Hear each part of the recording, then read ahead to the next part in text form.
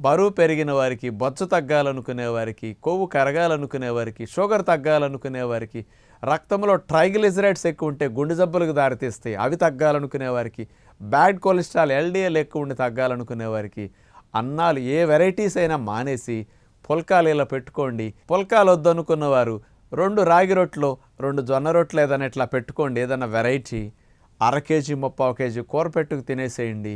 ఇవన్నీ సమస్యలు ఎంత సులువుగానే తగ్గుతాయి. బొజ్జ ఫ్లాట్గా అయిపోతుంది.